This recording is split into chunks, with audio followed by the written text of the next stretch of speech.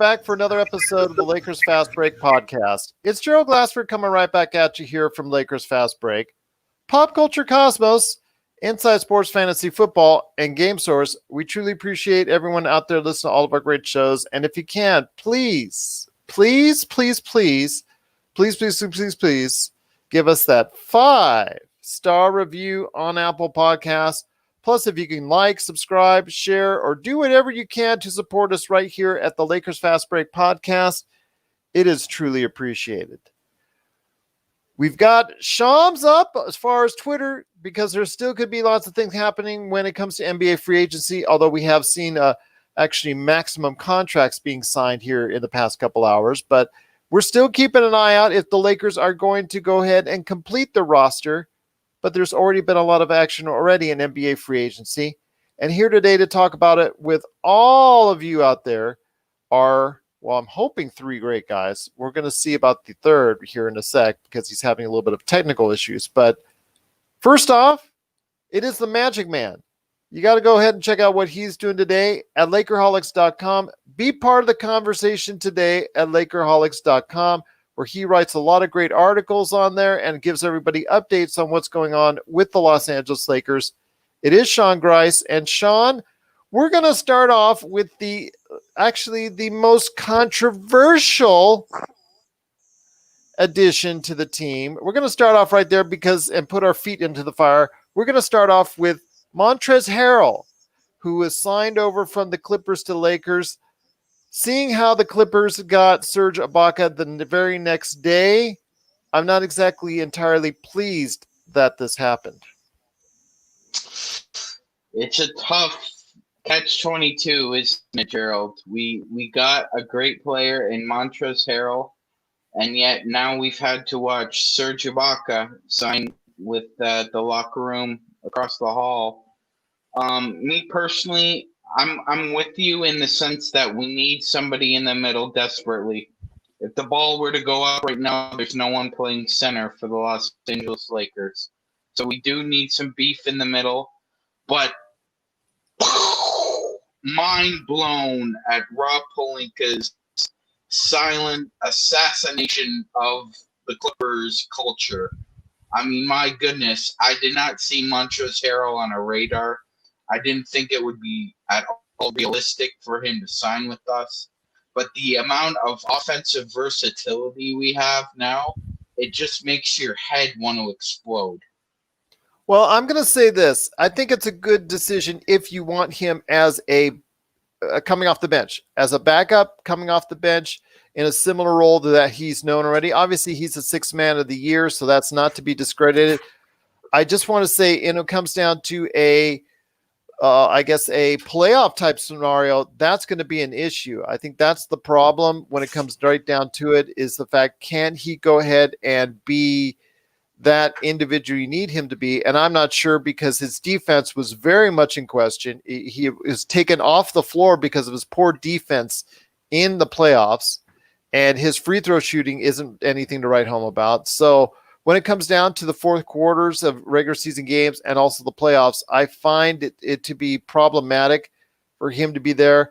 I just think, in my opinion, or I just thought anyways, that Serge Ibaka was a better fit for what we were trying to accomplish with the block shots. In fact, Laker Tom, who's coming up here in a sec, he had lots of articles already written out on Serge Ibaka and lots of thoughts on that. I mean, statistically, Tom is trying to make it so it's a little bit lessening the effect. I just am kind of worried about that, but I'm going to bring him on right now. It is Laker Tom, the mastermind behind lakerholics.com. And Tom, I want to go ahead and hit you up on this. Montrezl Harrell to the Lakers. I know you're going to try and put the fertilizer on this roses to trying to go ahead and make it sprout and give us the sunshiny thing on it. And of course, he's going to be a very prolific scorer off the bench. I get that. But there's rumors that he could possibly be the starting center. And if that's the case, I'm sure that's a misstep on Rob Pelinka's part. And if I had my choice of whichever one I would take, I would obviously feel that Ibaka is a better fit for what the Lakers need. Everybody knows that I'm always in favor of a guy who can stretch the floor at the 5, and that's Ibaka for sure. However, when I looked at this, I was really surprised when I looked at the stats, because Harrell not only scores more points, makes more assists, blocks more shots, has more steals, plays more minutes, and has 6-point higher per. On top of that, he has a better offensive rating. The defensive ratings for the two players are almost identical, 105.8 for Harrell, 105.3 for Ibaka, and a 6.5 net rating for Harrell versus a 3.1 for Ibaka. So it's not exactly like it's being portrayed on Twitter that the Lakers made a huge mistake. I think what you have to look at is Pelinka paid a price, and the Lakers paid a price last year when they waited for Kawhi. And we're talking about a really abbreviated off season where we've got this, 3 days basically between you open free agency and you close and sign. And you just can't sit around and wait. And basically everybody thought Ibaka was going to go for a bigger number. He was asking for a bigger number. It turned out that because his play, other than his 3-point shooting, is diminished, that nobody was willing to pay more than the MLE for him. Didn't he average a career high 15 points last year? He averaged a career high 15 points because of his 3-point shooting. But he's blocked. Still, I don't know how that's declining. He's a career 2 blocks a game guy who blocked 0.8 blocks in the season, which is less than Harrell did. But I think the other thing that you have to look at too is how quickly can the Lakers recover? I think first off, Harrell is getting blamed for all of the woes that befell the Clippers during their collapse in the playoffs. And I think that he's been used as a scapegoat to protect Paul George and Kawhi Leonard's failures and Coach Rivers' failures. I think when you go down to it, we're going to see a different, he signed with the Lakers for a reason. He took that MLE early from the Lakers because he wanted revenge on the Clippers. He wanted to show everybody that it wasn't his fault, that he can adjust and he can be part of a championship team. And Frank Vogel, LeBron James, and Anthony Davis are going to give him the coaching support and the peer pressure to play the right way. I don't think he's going to be in the closing lineup, but I think he's going to have a huge impact as a sixth man coming off the bench. Then you get into, and it's not that expensive a deal. It's just a 2-year deal, player option in the second deal, and it's around $9 million. So it's not that huge of a deal. So I'm not exactly that upset about it. I'm just worried, like you are, and like I'm sure Jamie is when we get on here on a second. I'm just worried that the Lakers are not going to be able to have that kind of advantage that they did last year as far as height, bulk, strength, things of that nature that they were able to. Depends on what happens the rest of the free agency. Yeah, that's true. One thing you got to look at what the Lakers did is they replaced 3 players. They replaced Rondo, Danny Green, and who's the third guy I'm thinking of that they replaced? Are you talking about Dwight Howard? Dwight Howard. And they replaced them with Harrell and with Matthews. They replaced them with Schroeder. The total net effect of those 3 replacements is to add 25.4 points per game more on the Lakers offense. So one of the big handicaps that the Lakers had all year was if LeBron and AD didn't score, they didn't have a third scorer to go. Now they've got 2 guys that averaged 18 points per game, both off the bench, now inserted into that roster and rotations. And that's going to really take a great deal of pressure off of the Lakers defense. And they still have some great defenders because I think for sure, in my opinion, Matthews is going to be a better defender on the same type of people that Danny Green tried to guard. I think Schroeder's going to be a better defender than KCP. And KCP was the third guy bringing back. Schroeder's going to be an excellent defender. He's great on point guards. He can't cover bigger 2 guards and 3s the way that maybe Green could. But he could guard the same guys that Rajon Rondo. And he can do what Avery Bradley did. He can really hound the guy full court. And the guy's got a lot of dog in him. He doesn't back away from anybody. So the real key to us is that we've got to get Marc Gasol. Gasol comes out statistically better in almost every single category when compared to Ibaka. He shot the same percentage from three. He's a much better playmaker, 3.5 assists versus 1.4 assists. And he's a guy who's a perfect matchup against Jokic. He's the key to us having a stretch five out there, making everything go. And I think the Lakers have a good reign on him. A chance to be a championship, to end his career where he started it, drafted by the Lakers in 2005, returns to win a championship in 2021. That's a perfect story. We just have to be able to work something out where we can dump McGee's $4.2 million, get a little extra money so that we can give Markieff Morris a little more than he would get playing with his brother on the Clippers, and then we'll be set. I think the pieces are in line, and it's up to Rob Pelinka now to do his magic. The thing I want to say is this. The thing I want to say is this, that it's going to be difficult for the defensive end, because I think that's where it comes down to. The Lakers won. People talk about the third man all year long. We always talked about the third man, and the third man was the defense for us as a team. And we keep trying to get Jamie Sweet in here, and I'm sorry that he can't. He's having some technical difficulties. But right now, the third man is defense for the Lakers. And not having that to the level I think that they should have it is kind of concerning to me. But then again, Marc Gasol, he looked really old last year. There's no better way to say it. I mean, he's looked really old. So hold on, Tom. Hold on.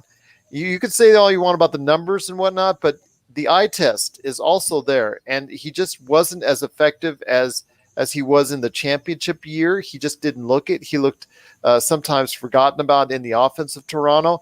Hopefully, if he does sign here, he can find a better fit and maybe find a little bit of rejuvenation, because he is a former defensive player of the year. But again, he's at the tail end of his career, so we'll see what happens. Dwight Howard is at the tail of his career, so maybe you can find the same elixir for him. So I'm going to be hopeful for that if they do sign him. But I'm still concerned at this point in time that the Lakers don't have everything that they need to go ahead and go to war right now in the same way that they did last year. They may not have as many pieces, but they still have pieces to put out 5 guys on the court that can really play defense. Because you start with Schroeder at the point.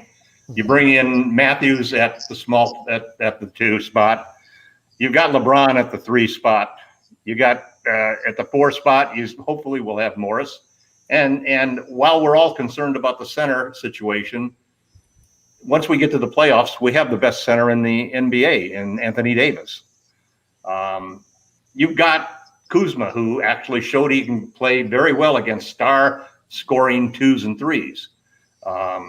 As long as they're not named Michael Porter Jr. Suddenly shifted and is going to become, just a 3-point shooting wild bunch of guys that can't play defense. We can put together a death squad that'll go out there and can basically shut down anybody in the league.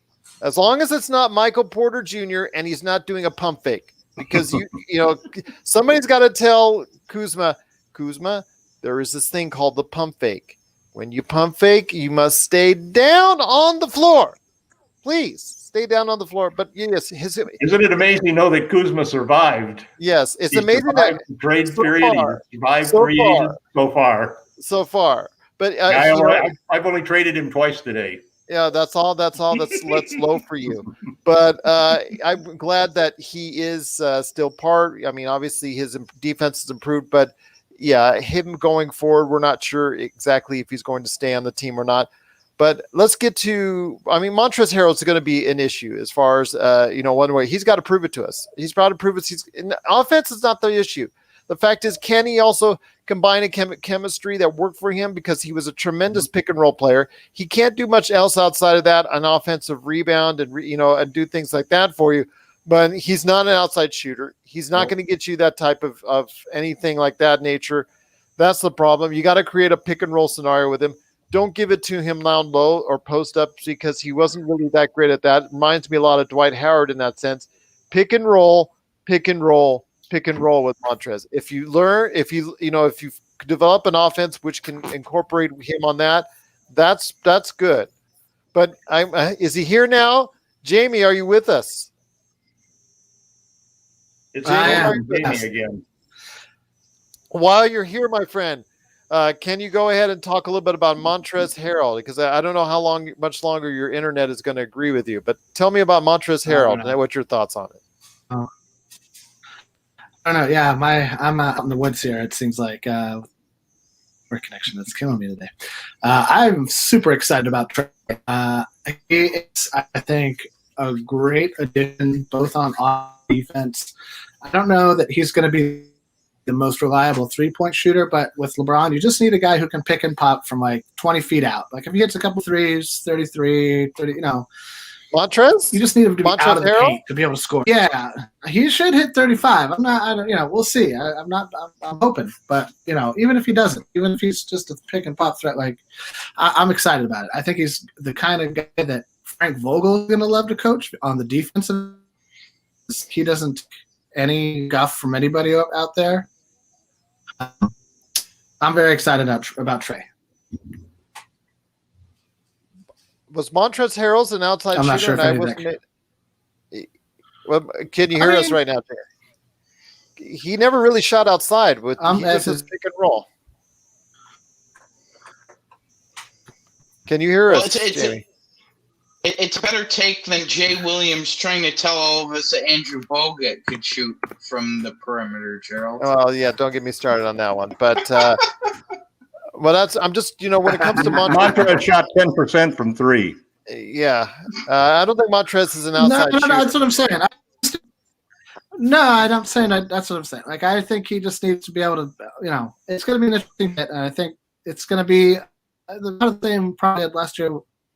He's a weapon that it wasn't and hit a little bit from the outside. There's a lot of things in the bubble. The Clippers kind of blew it. Things like they really couldn't get anything together. Yeah, we'll wait and see on Montrezl Harrell. I mean, obviously they're going to have to develop more of a pick and roll game with him because that's the only thing I saw that he really could do at that point in time. So if Tom's saying that they underutilize him in that fact, I'd like to see what type of broadening they could do for him. I still have issues with him on the defensive end and also as a free thrower. But, his points coming off the bench could be a very good thing for the Lakers, obviously shoring up that end, not having to rely with Caruso. Because if you do have Schroeder and Montrezl Harrell coming off the bench, that could be something where Caruso, hey, just go and defend. That's all we need you to do. You don't need to do anything else. Just go and defend. So that could be a good thing. I want to go ahead and talk about Wesley Matthews real quick. I think that's a solid addition right there. Hopefully we can get one good year out of him. I know he's 34, but I know he's coming off as well a couple of years removed from an Achilles injury, but he did provide a good year for Milwaukee. Tom, can you go ahead and talk real quick about Wesley Matthews? Let me add just a quick aside on how to use Montrezl Harrell. I think he's going to come off the bench for sure. I'm a little mixed as to whether or not Schroeder is going to come off the bench, but I think we're going to see three guys that really fit well together are AD and Schroeder and Harrell. Yeah, I think Schroeder's going to start personally. I think Schroeder's going to start, but I think that what you're going to see is that when they bring that first substitution in and AD moves to the 5, I think you're going to see Harrell come in at the 4, even though he played almost exclusively a 5 with the Clippers. Because you want him playing with AD, because then you've got one guy who can stretch the floor, and you got a guy who can attack the basket. And then you want Schroeder playing with him, because Schroeder is a great pick and roll guy, and he's so quick that it's really hard to stop him from driving to the basket. He was one among the top 10 in the league in getting to the hoop. And that's exactly the kind of guy point guard who can open up easy plays for lobs to Harrell. So I think you'll see a lot of them playing together. I think that one of the best moves that Rob Pelinka did was being able to swap out Danny Green for Wesley Matthews, because you're talking here about a $3 million 5 guy for a $15 million guy, and their stats are almost identical. And if you watched any of the games that we played against the Bucks this year, there's maybe not a better defender against LeBron James out there than Wesley Matthews. He did a fabulous job also guarding Kawhi Leonard in the games that they played against the Clippers. So he's an inch shorter, but about 20 pounds heavier than Green is. And he's able to he has the quickness to stay in front of players that Danny didn't have. So I think there's a good chance that if Schroeder doesn't start, that you could see KCP and Matthews start, which is a pretty good defensive combination. And it's very similar to the starting backcourt that we had most of the regular season, when it was basically KCP and Danny Green. So it's going to be an interesting situation. I think KCP is a starter for sure. Then the question is whether or not you move him to the 2 and bring in Schroeder, or whether you bring in Wesley Matthews for defense. Once Frank decides, probably that's how it's going to be for the whole season, because we know Frank doesn't like to change his starting lineups very often.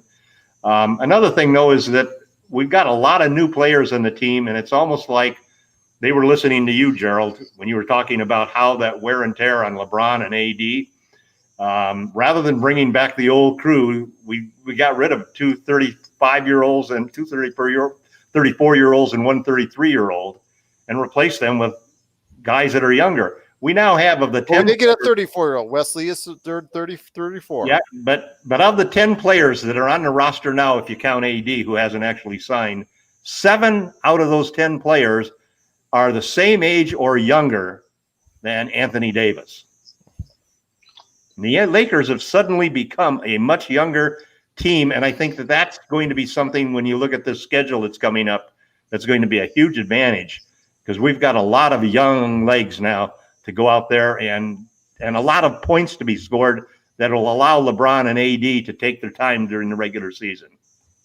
One thing I want to ask you, Sean, is KCP. KCP, that was a little bit out there. He was getting offers from all over the place. It was rumored that he could have been going to New York. He could have been going here, could have been going there.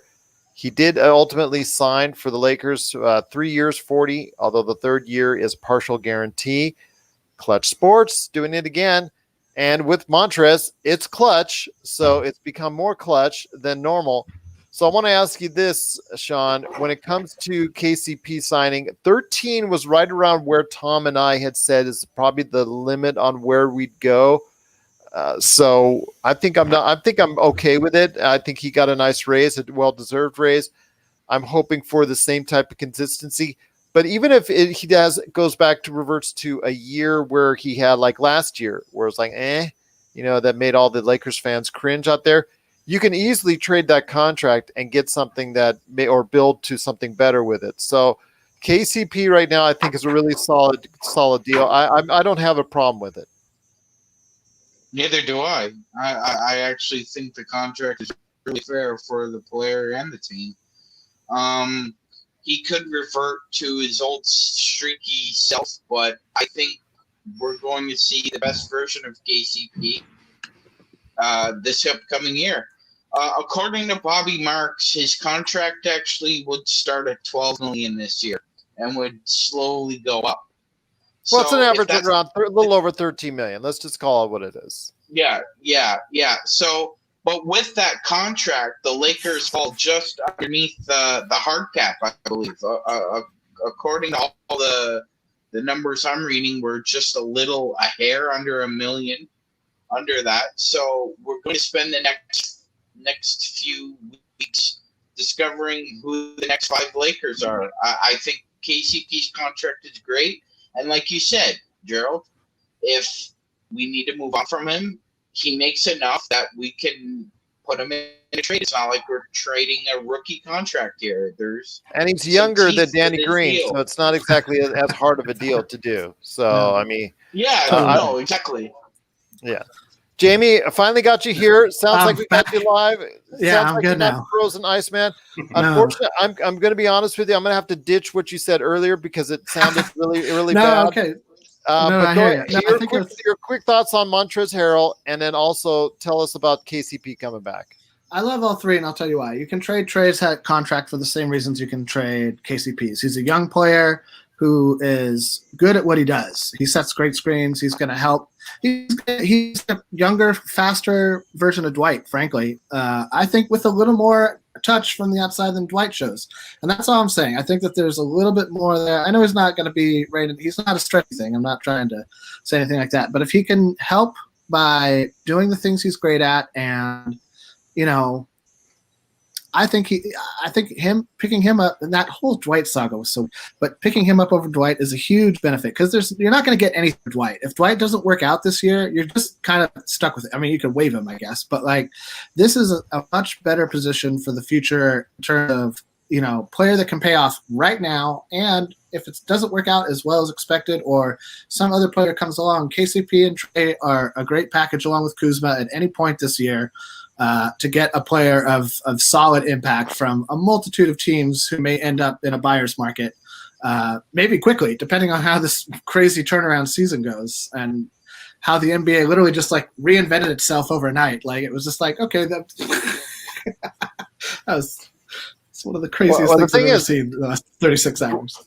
Dwight Howard, if he makes Embiid too mad, he could get back on the Lakers by the end of the season. You never know. So same way we picked up Markieff Morris, 100%, and that's a terrible fit in my opinion. That is a bad fit for Dwight. I mean, they have to be thinking to trade Simmons at this point, because that I don't understand how that makes that one was scratching me. It would be better with McGee, somebody who's a little not just planted in the paint.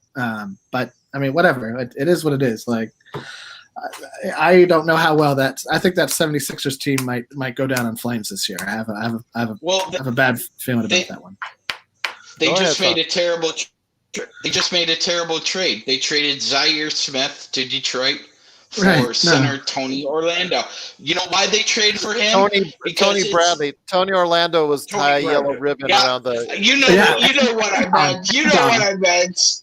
Oh, Tony man. Bradley. Excuse me. I want us to trade for Captain Antonio. Anyway, that's. Are we going to Donnie and Osmond next? Please. But I will say this. I know. That's a terrible trade. Terrible trade. Yeah, no, I was going to say that. That's a terrible trade. Zaire Smith has a future as a really good guard in this league, and all Philly did was basically say, "Yeah, Dwight might go weird on us, so he brought somebody in just in case." Right, they've got like 8 centers. Well, Dwight went weird on us right when he sent out his little Instagram post that he was coming back to join the Lakers. God. And he misinterpreted the Lakers talking about a possible contract with an actual offer. And then he immediately had to cancel it out because the Lakers told him, "Well, hold on a second, Dwight. We got to check with the front office. This was not an offer." That story was so interesting to read. And he like waited a whole hour, and then Philly was like, "Veteran minimum," and he's like, "Yes." Yeah, right. Well, the thing is, like you said, they now have like 4 centers on there, 5 centers, and for Daryl Morey, who didn't want any centers, right, and they have to go from 0 to 5. It's just mind-boggling to me what they're doing in Philadelphia. Some of it good, some of it out. They're just putting all these. It's like the New York Knicks. They're just throwing all these things together and see if it's going to stick. Philly added shooting though. They did add shooting. I will say, you can get away with that in the East. You can sneak into the 6th through 8th spot doing that in the East. So like, it's wacky, but it's not like Looney Tunes wacky. It's like, okay, but I think Murray's like maybe a quarter done. I think he's probably got like 800 moves still to go. I'm sure he does. And I something to remember for the salary cap. Magic Man mentioned the hard cap, and something to remember. I don't know who our two-way players are this year, but those don't count against the cap. And so I think you could end up seeing a little bit of at least Costas. I'm not sure. I think because he's a second-round draft pick, you can't do that with THT. He's under whatever his deal is. I think it's not. It's pennies. Well, Tom is going to like this. You're going to have to see more of THT. 100%. Whether we like it or not. So I like it. The Lakers coaches predicted that he was going to be part of the rotation this year. I thought it was no mistake that he got playoff time. Kind of iffy on that. But go ahead, Jamie. I mean, he got playoff time. That was a big and he played well during the time he was there. And in the first half, no, exactly. In the first half, he basically had to back up LeBron and AD. I'm not trying to say he came anywhere close to filling those shoes, but I mean, against a Houston team that a lot of people thought would give the Lakers a harder time than they did. He showed up pretty well. I mean, in a way, it was just another kind of like thumb at the nose of what the Rockets had done all along, which is we want all the stars. We're gonna, and it was great versus glamour. He's got wiggle room to get to the rim that a lot of guys don't have. He reminds me a lot of waiters in that sense that he can beat off of the dribble. I've got 4 words though that are going to be told. They're going to be asked. They're going to be said. But can he shoot? That's the thing. That's the problem. That's the way he's going to be able to stick in this league. That's the way he's going to be able to stick on a rotation. He's going to have or can he play defense? Well, if 7-1 has hands like same size as Kawhi. Well, we'll see. THT, I'm still I'm very leery about THT again because of the fact that I think he's very athletic. But again, you're talking about putting essentially a rookie in there because he has had very minimal NBA time. But he's going to have the chance now over the course of the next few months, like we talked about, because you're going to see less LeBron, you're going to see less AD, you're going to see less of the individuals that you're normally seeing because of the chance to go ahead and get some rest or these back-to-back deals or all these things that they're proposing in the schedule. So you will get a chance to see THT. So this is his time to go ahead and prove to me and prove to everyone out there that he is worthy of the time that's going to be allotted to him. But guys, go ahead. It is a prove it to me league, and I think that's spot on, Joe. I think we're going to see a lot of games where the leading scorer for the Lakers is going to be Dennis Schroeder or Montrezl Harrell. Yeah, I could see that, especially the first 2 months. They added 24 points to the rotation with just those 2 guys. Well, like Schroeder and Trey are going to make magic together. For me, though, it comes down to playoffs, and you play defense in the playoffs. A lot of that scoring goes away, and it comes down to can you play the defense. Schroeder, I think, can play the defense. I've 100%. Seen him play the defense. Montrez, again, he better not be in there for the fourth quarter for a lot of these games. Again, because he was for the Clippers, he was a minus in the playoffs. You saw him statistically be someone that they could not rely on, and that's when your coach puts Lou Williams and Montrezl Harrell on the floor to close games. Right. That tells you what the team's orientation for defense is, which is nada. It'll be a different story, and they'll pick the places where Trez will play, and he'll have to learn to play better team defense, or he won't get minutes. I hope so. And it's only a 2-year contract, so I'm not and it's a second year on his part. 1-year contract, and he's got a player option, and he's going to get bigger offers next year. Oh yeah. 30 games cap space next year. Go ahead, Sean. I was just going to say what Doc did was stretch out that lineup. Like, for example, there'd be times in the game where he'd switch offense for defense. He'd have Lou Williams in an offensive possession with 30 seconds left. And then if there was 12 seconds left and they had a 2-point lead, he'd substitute Lou Williams for Bev. And he did the same thing with Harrell at times. He would substitute Harrell and bring in Zubats. One thing was clearly demonstrable this season is that Kawhi did not like playing with Montrezl Harrell. For whatever reason, a lot of people love to talk about Kawhi and that he's the Terminator and he doesn't really show a lot of emotion. There were times when he was visibly frustrated at Montrezl Harrell, and everybody in the arena knew it. So before we head on, the other way around, because Harrell didn't like playing with Kawhi either. And when you score 2 points in the fourth quarter in a closeout game for your team, you don't have much that you can go and argue about other players not carrying their load. Kawhi Leonard. But here's the thing: Kawhi's played with a variation of centers. He played with Aaron Baines. He's played with Marc Gasol. He's played with Jonas Valanciunas. So for him to kind of call Montrezl Harrell out for his defense, it's strange to me. He's played with a variation of people at that. He's not a center. Problem. He's 6'7". No, he's really not a center. Yeah, exactly. He had played nothing but center for the Clippers. It's ridiculous. Would anybody have rather seen PJ Tucker for the money we gave Montrezl Harrell? I would have. You would have gone with PJ Tucker on that. I've gone back and forth on that a little bit. I wouldn't for the following reason. I think one of the things that the Lakers realize is with the depressed salary cap being 112 million next year and 76 million promised to LeBron and AD, another 16 million to fill 10 roster spots, you're left with $20 million. You're not going to get a superstar for that.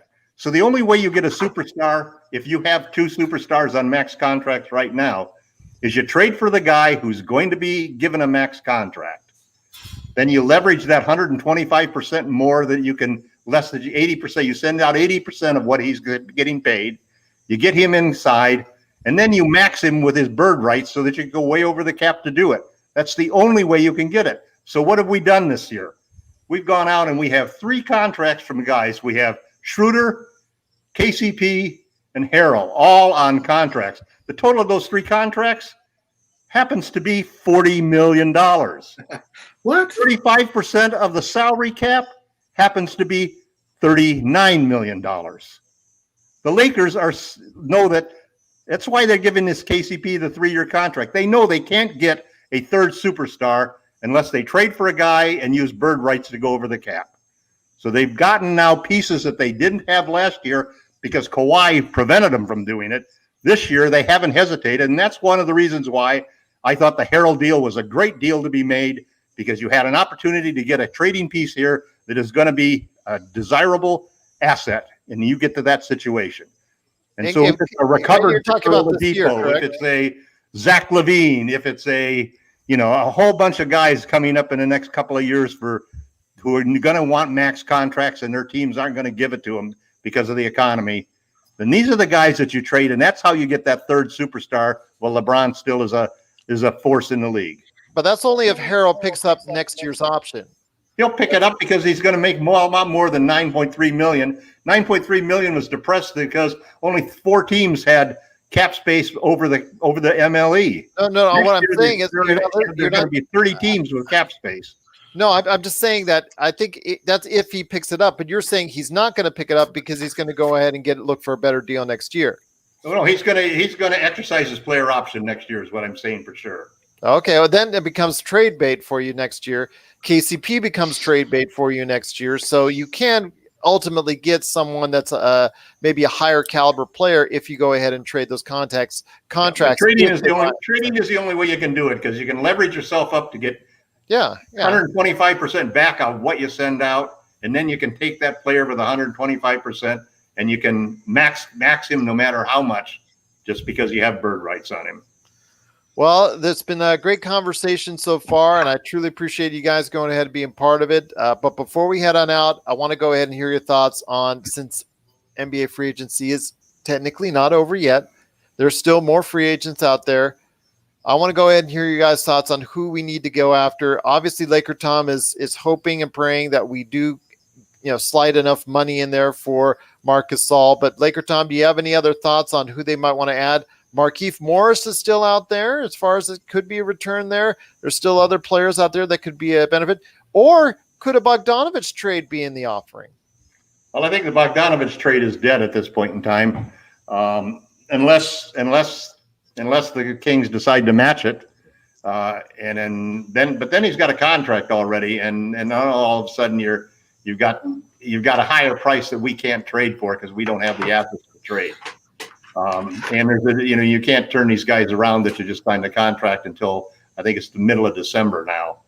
I think that when you look at the roster, our biggest single need obviously is for a starting center. Right now, all we have is JaVale McGee, because I don't consider Harrell to be a center. I consider him to be a power forward. So I think we're going to get rid of McGee, and hopefully we're going to get Gasol. Then the next step that we need is we probably need another point guard. We need a point guard on a minimum contract, because we can't otherwise. If Dennis gets hurt, then we're really in tough shape. Did you see? Okay, well, hold on. Let me ask you this: did you the kid that you told me say welcome to the kid that they brought, the undrafted kid out of Michigan? Mm-hmm. I watched some footage on him. He's a good shooter. No, he's not. He's actually not a good shooter. Well, 30%, but he can get high. No. Well, hold on. If you looked at his totals, career totals, his years between free throw and 3-point would alternate between bad and worse each and every year. Plus, he's the only 6-footer I know that has developed a running hook shot. So that was kind of weird and strange. But you know what? He is a good playmaker and passer. So for the G League, he might be able to work out or on a two-way. But I don't see him making a big impact. Is there for maybe a backup point guard? Who would you have in mind? Austin Rivers, if he goes for the minimum. He just signed with the Knicks. Oh, did he? He won't go for the minimum. Yes. Too bad. He won't go for the minimum. No, I would say Jeff Teague, DJ Augustine. One of Jeff those Teague two. just signed with Augustine Boston. signed. Oh, The Augustine signed as well. It's all right. I'm It's all right. good. I'm Sorry. So we need a point guard. We need a point guard. We need a point guard. We need a point guard at some point, and we need another small forward. Yes. The big reason that I've been a little hesitant, even though I've had Kuzma in a couple of trades, I had Kuzma and McGee in a trade to the Raptors, 3-year contract for Gasol, but the second and third year is not guaranteed, and Chris Boucher, which I thought would be a nice swap overall for both. I'm going to give it Boucher. Boucher's a nice young talent. Well, Kuzma's just as talented as Boucher. It's just a different level of talent and different types of ability. But Boucher, I think, is still a little bit farther away from the extension. That's the thing. Yeah, he is farther away from the extension. You're right. So I had that as a possible trade. Then you look down the road, and we just have to, at some point in time, you have to get Gasol because he's the key. You can go out and find a backup center. There are still guys out there. I think Cousins obviously is probably one of the people that the Lakers are going to bring in. I was going to shoot at someone who we know that we're very familiar with here on the show that knows or has a type of association with. I won't say who that is, but Dwayne Dedman. Dwayne Dedman just got released by Detroit.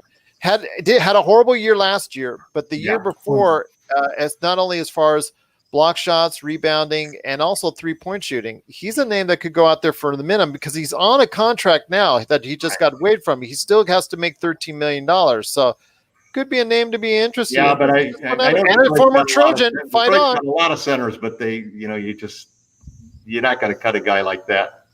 He's already been cut. He's been cut.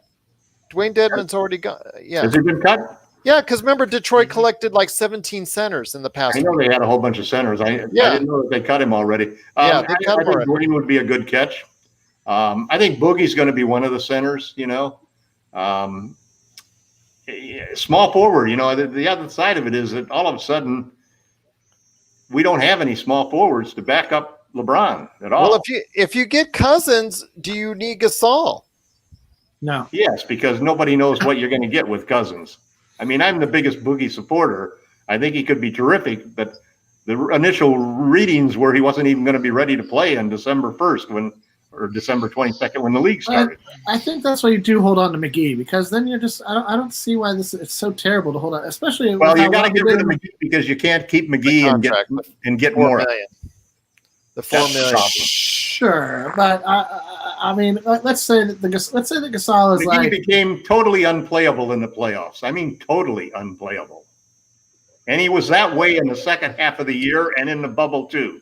Jamie, need I go ahead and send you an entire list of podcasts from the month of September? On each and every episode. Need I? No. Do I need to send you a whole set? Do I need to send like on a gift box? I love JaVale as a guy, and I love the way that he accepted the diminished role. And I mean, I heard somebody suggest that we trade him for the 15th man to replace Jared Dudley, the league's best 15th man. But you can't have two cheerleaders on the team. Well, Dudley's a lot wiser and smarter basketball player. Go ahead, Sean. Than McGee is. Go ahead, Sean. Yeah, no. I was gonna say I love JaVale's game and his personality, and for the most part, I loved his time as a Laker. Although I do have to agree with Tom. I thought in the second half of the season, his production and his motivation, I thought, tailed off. Now, to be fair to him, health is always a concern with this man, because if he does get sick, if he gets a flu, if he gets pneumonia, it's not like like a video game where he's rated an 85 and he has the flu for 2 weeks and he comes back and he's an 85 again. It doesn't work like that with JaVale. It takes him a good month, 6 weeks to just get over, a flu or pneumonia. And that's also a concern now with a pandemic.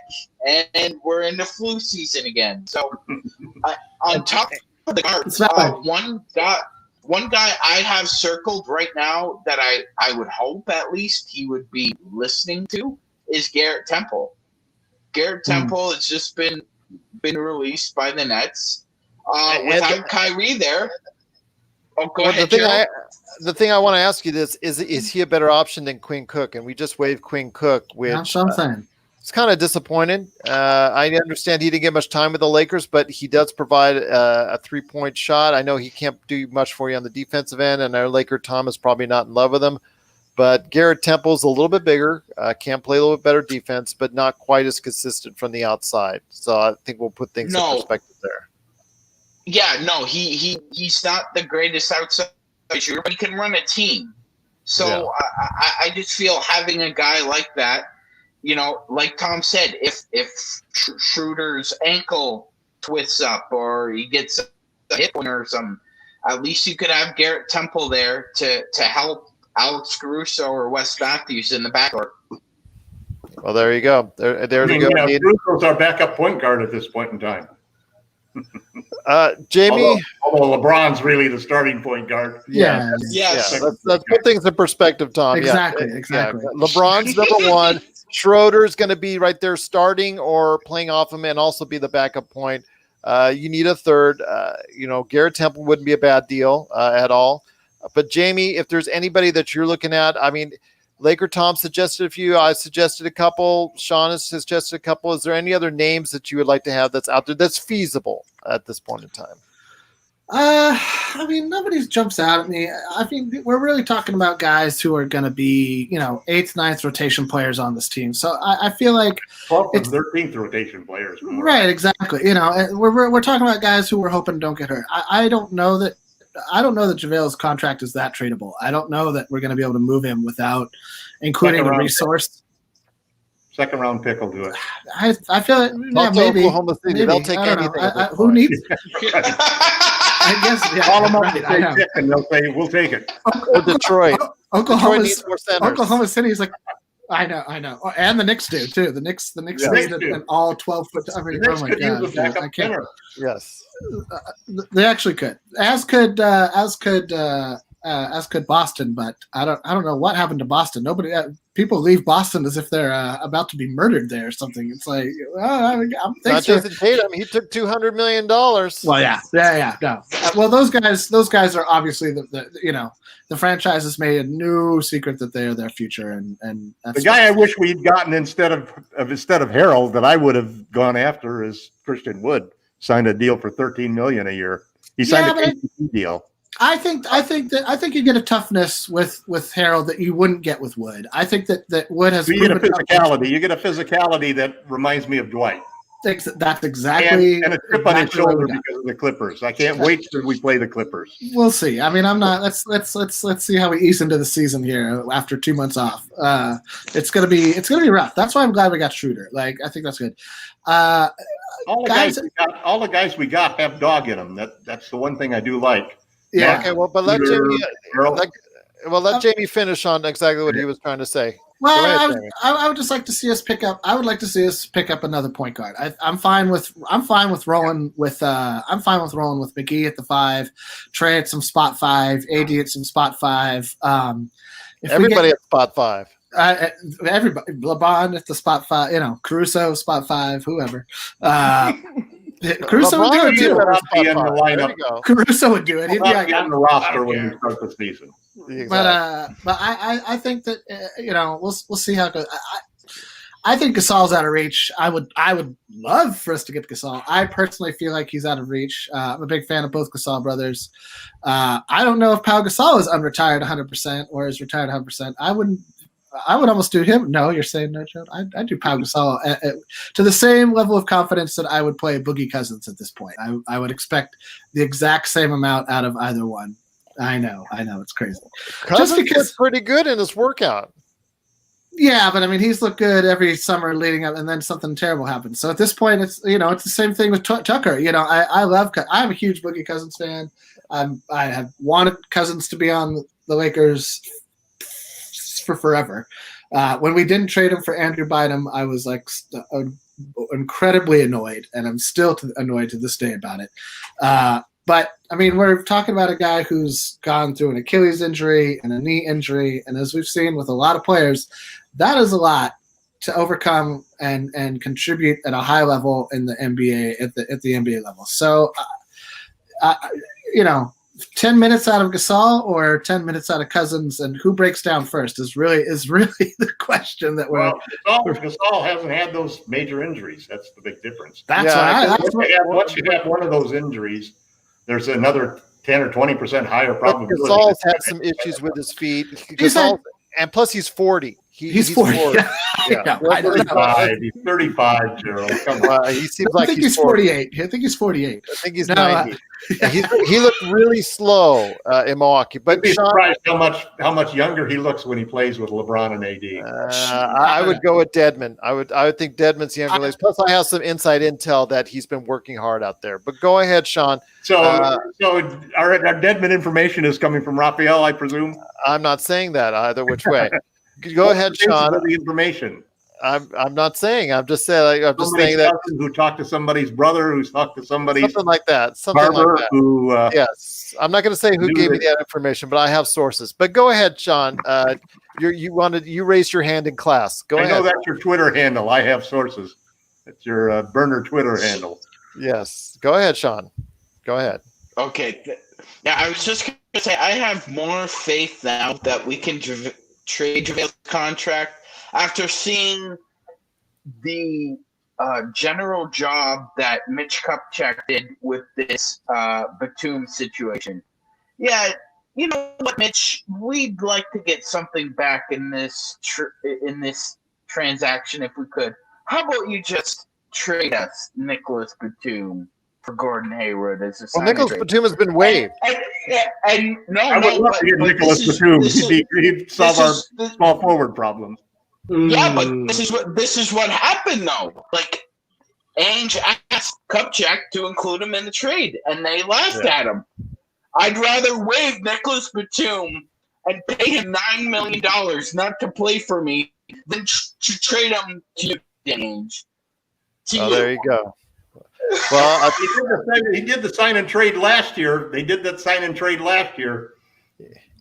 I was surprised that they didn't do it this year. Well, they're not. But I mean, are you seriously going to call up Mitch Kupchak, formerly of the Lakers, and Michael Jordan, formerly of the Chicago Bulls, who you have a personal rivalry with? I mean, Michael Jordan hates your guts, and you're going to call up and have the balls to ask Mitch Kupchak to include Nicholas Batum in a trade so you don't get hard capped? Oh my God, I could just see Mitch Kupchak and Rich Cho just laughing their asses off as they hung up the phone. All right. So we're going to go ahead and close off at that because when it gets into old Mitch Kupchak jokes, I'm not exactly, I still have bad memories. We still remember we're still living through we're still paying for Mitch Kupchak's actions. But what happens though with the Deng deal if the Deng request gets approved?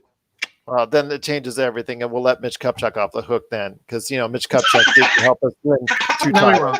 No, we won't. We won't. 2009, 2010, he was there. He was the GM. He helped. He engineered the Pau Gasol trade. So we'll give him fine until he paired up with Jimmy. Yeah. Then he went all downhill from there. But okay, before we head on out, we want to go ahead and give everybody a chance to go ahead and plug what they're doing for lakerholics.com. I do want to thank all the people that have been watching. I know we've had a great crowd watching our banter back and forth today, even with all of our technical issues. But I want to thank you for bearing with us and truly appreciate it. Well, it's not just you. I know Sean has been had a little bit of issues there as well. I know in post I'm going to have fun. But I want to hear your thoughts. Laker Tom, I'm going to start with you. You've got 5,000 articles in the chamber. going on at lakerholics.com. So tell us what's going on with lakerholics.com and your site as well. You've also got a medium.com article site where you've got a lot of articles going up there as well. I'm in the middle of an article that will Really? probably be posted tomorrow. And the What? subject is basically how Rob Pelinka has smartly positioned the Lakers to be a much younger team, and how he's abandoned the chasing the cap space for Giannis situation. And it goes on to talk about the same things that I mentioned earlier, that the route for a third superstar for the Lakers is still alive, but it's just not going to be signing somebody with cap space and free agency. Instead, it's going to be putting together a portfolio of tradable assets that are flexible enough so that you can get somebody who's on the verge of becoming a star, so that you can then use bird rights in order to sign them and get that third superstar that we need to have. And I think that this is a much sounder and more sustainable approach toward building a super team. Rob said during several of his interviews that sustainability, being able to sustainably challenge for the championship every single year, is the goal for the Lakers moving forward. And that basically says that we're not going to be a win now for LeBron team, and we're also not going to be just a build for tomorrow with AD team. We're going to be a team that wants to every year improve. And I think the proof of the pudding in that particular statement is how he approached this offseason. There's bigger changes than anybody expected the Lakers to do. All of the run it back guys have got to be just, shell shocked right now at the changes that have been made. And there's going to be more changes coming down the pike. And I don't think Kuzma is convinced I'm not convinced that Kuzma's out of the woods yet. I think a lot depends upon what happens, because we do need to land Gasol, and we do need to make some moves to shore up the point guard situation, and then we could use another small forward. So there's still a lot of work to be done, and I'm sure Rob is manning the phones right now and trying to get the solutions to those problems, because the season is coming upon us very fast. I mean, training camp starts in 6 or 7 days, is it? The season starts 1 month from now, 1 month from the day, I believe. Yep. And you're just in an accelerated pace. I think we've done a great job in the offseason getting enough new, younger bodies in the team that we can really handle a load and give some load management to LeBron and AD, and the other players like KCP and so forth who really didn't have any break. It's going to hurt guys like THT who didn't have a whole summer off season like players normally do to make that big jump and become a better player. So it's still a great time. The site has been so busy that at times. I want to thank everybody for hitting up lakerholics.com. Absolutely. God, I have not. There have been times when I can't. My Wi-Fi won't even get me through to the site without clicking a half a dozen times. You know what? And that's okay. Upgrade your Wi-Fi. Upgrade your Wi-Fi. Well, no, I'm gonna hook up. Yeah, you can upgrade your Wi-Fi. You know what? Thank everybody for making it so difficult for Lakers. I wish you would do it more often. You would post less. I've been averaging a couple thousand hits on Medium every day. Congratulations, Tom. It's been, there's been a lot of activity, and like it or not, the NBA is a 12-month-a-year situation, even when they compress it. There really is no off season when it comes to the NBA. Well, first of all kidding aside and our banter aside, congratulations on your success on your medium.com site. Even though I do like the fact that there's so much traffic now that it's hard for you to post that on the lakerholics.com. So maybe you allow some of us to go ahead and post some of our stuff. So, yeah. But that was really adult. But I'm kidding. I'm kidding on that. I'm just trying to keep up with that. I upgraded my Wi-Fi. I upgraded my Wi-Fi, so I'm good in and out. When I can't get in, that means something's wrong with your site, like it's being hacked or something. But we won't go back to orange juice. I want to go ahead and hit up Jamie right now. I appreciate everything that you're doing with 5 great things. And first off, before we go ahead and hit it up with you, Jamie, I want to say this. Journey 21485, thank you so much for your comments. It's been great having you watching us for the entire show. Content Creators 805 is back watching us again. CC 805, you were with us throughout the playoffs. I cannot thank you enough for doing so, and it's great to have you here. He's got full confidence in Rob Pelinka right now, saying it's the GOAT. And you know what? I'm going to have to too as well. Even though I am nervous about the Montrezl Harrell signing, I am going to go ahead and believe in Rob. Trust in Pelinka. Yeah, I mean, he got us a championship, so I'm going to go ahead and trust him. It is going to be, although the Lakers, they may petition the league to go ahead and rename the Lakers into Team Clutch. We'll see how that goes. But Jamie, before we head on out, my friend, I want to go to Rich Paul. Yes, Rich Paul. Yeah, Rich Paul will become the owner. Janie has to go ahead and maybe share time with Rich Paul because it's 2 out of 3 of our guys are clutch guys. Well, I mean, my gosh, just quickly becoming a clutch team, but in more ways than one. But I want to hear your thoughts on the way out on what's coming up with 5 great things. I mean, I'm going to probably wait till a little more dust settles. I had 5 great things I was going to do per player, and then everything just kind of blew up for a day. And I was like, it was just, let's let the dust settle a little bit and just see how this ends up. Although I think that there's some really interesting looks with what's coming in. So I've got some things coming down the pike. 2 or 3 5 great things in regards to not just the players we got, but how they're going to fit with LeBron and AD. And I think that we'll see a couple of surprising changes, and how some of our younger guys who are still on the team can still grow.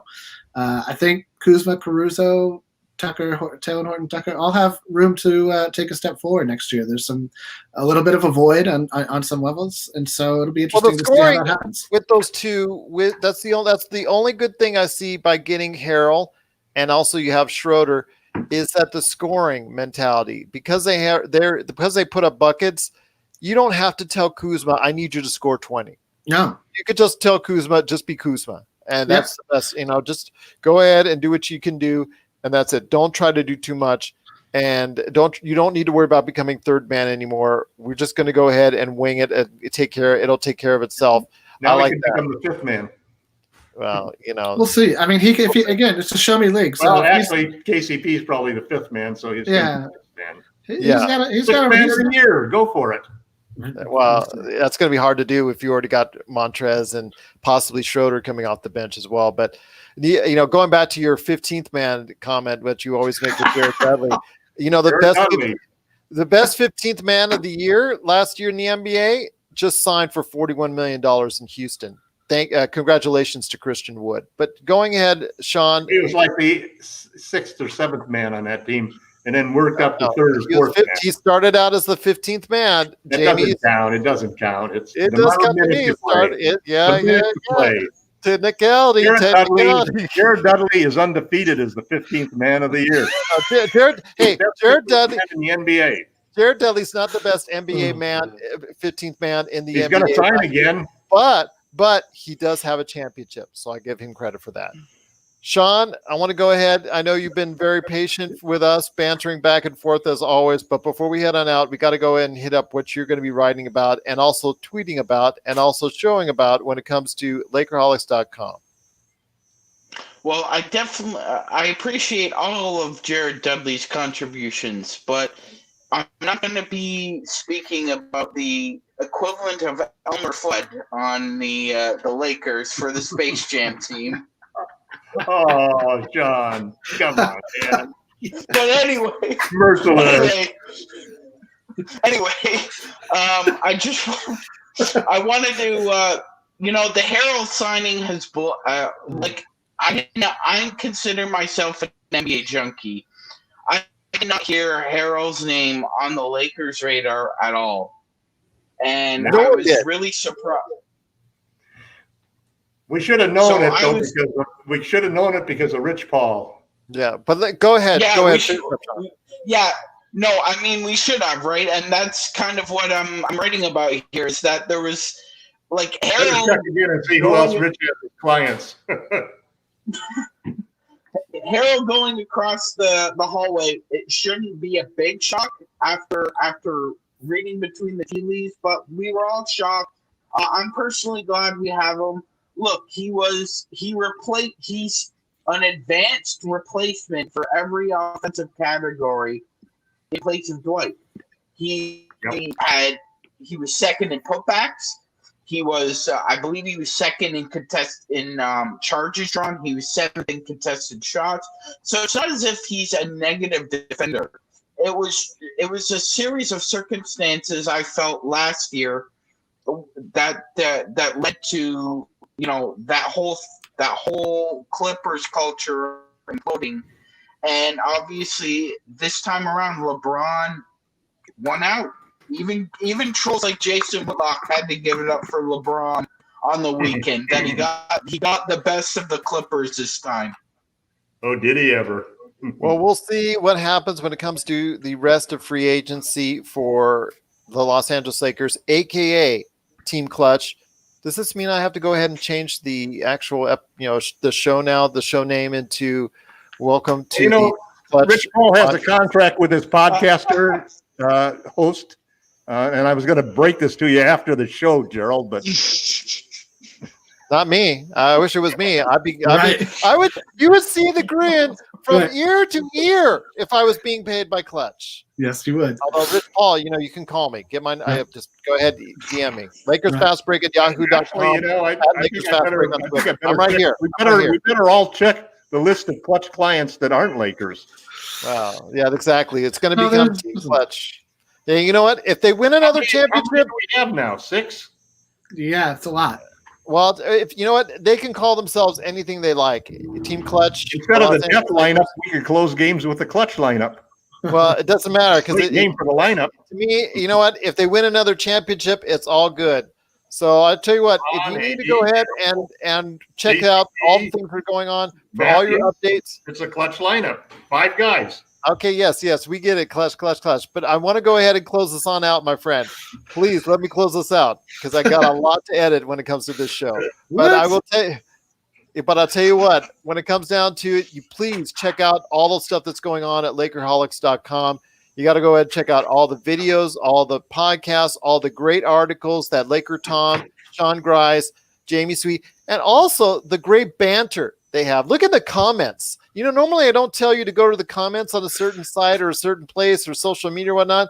Sometimes the best place to go at lakerholics.com is the stars on lakerholics.com. Yeah, I try to not interject too much, but I look at it from time to time when I don't tell these guys, and I just see the banter between Laker Tom and Jamie. That seems to go on for days on end. Oh, it never ends. It never ends indeed. So even for that alone, we do thank you for going ahead and visiting lakerholics.com. I appreciate everyone out there listening to the tremendous amount of shows I had last week. I really worked hard last week putting out 6 different podcasts and also an extra video on top of it. So you want to check out lakerholics.com. You'll see all the great podcasts that are there covering the draft, covering the early part of free agency, covering the trades, and great additional podcasts on top of it. So you want to go ahead and check out our channel, subscribe today, but also lakerholics.com. Check it out. It's all right there for you. But guys, it's so great talking to you. I look forward to a conversation next week. Hopefully it'll be less technical glitchy on that. I'm hoping. But again, that's up to the internet gods on that one. But again, everybody out there, I do truly appreciate you watching. Again, CC805, Journey 21485. Thank you for your great comments. And I look forward to speaking to everyone next week right here. What should I say? At the Clutch Fast Break podcast? No, you should not. Okay. At the Lakers Fast Break podcast.